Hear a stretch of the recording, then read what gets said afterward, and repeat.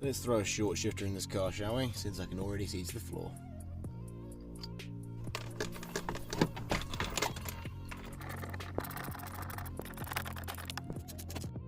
Well, this is what it should look like.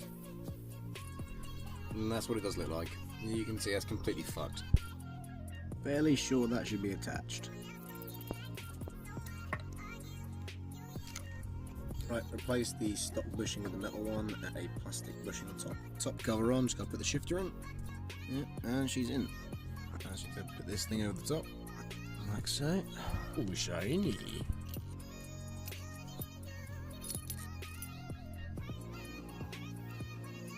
Right, finished result. Oh wow, that's so banging.